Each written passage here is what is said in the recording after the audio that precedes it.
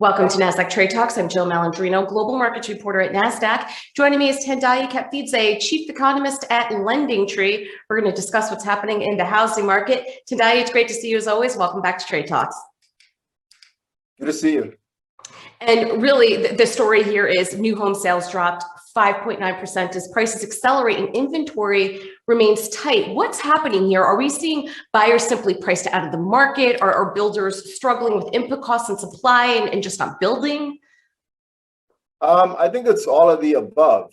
The key challenge in the housing market is that, we had, even before COVID, a really strong demographic cohort coming into their peak home buying years. That's the millennials.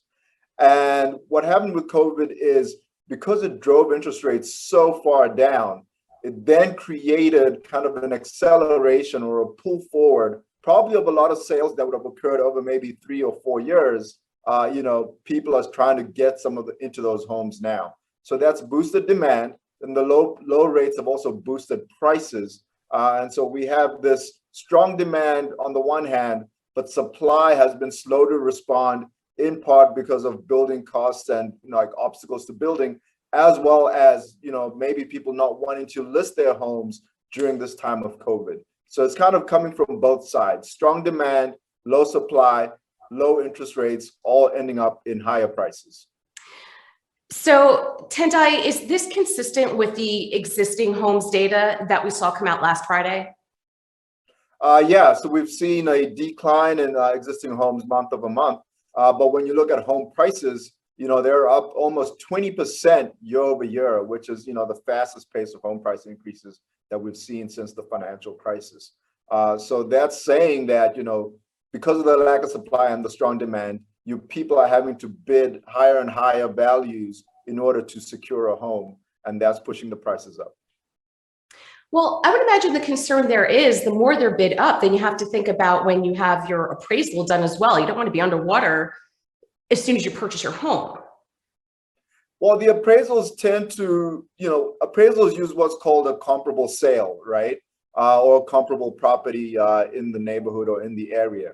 So as the prices go up, the appraisals also tend to, trend upwards.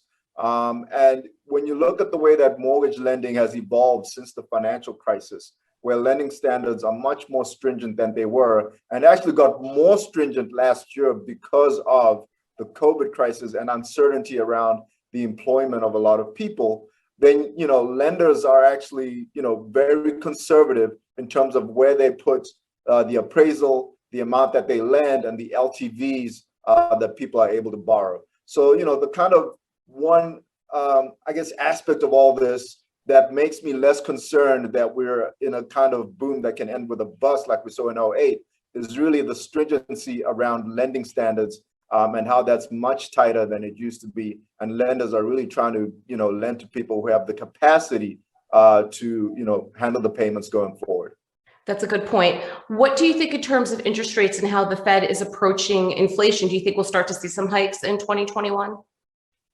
I don't think you see hikes this year at all. I don't think you even see tapering this year. Likely what the Fed will do is that they will taper right before they actually start to hike the Fed funds rate. And, the concerns around inflation, I think when you look into the details of the inflation data, you can be relatively comfortable that the inflation that we're seeing right now is what is called transitory. So it's one-time effects from the reopening and from the effects of the pandemic from last year. So I think the Fed right now is on pretty, solid footing with the view that they have right now that inflation is transitory. The risk that might emerge later on in the year to inflation would come from, a tight labor market and rising wage pressures, as well as fiscal spending from the federal government. So I think, the Fed right now is in a good spot. I'm glad you brought up wage inflation, right? Because even though we talk about transitory, if you're raising wages, that's not a transitory thing. You're not going to decrease wages, right? Yeah. So wages do pass into CPI inflation or PCE inflation. That's what the Fed watches.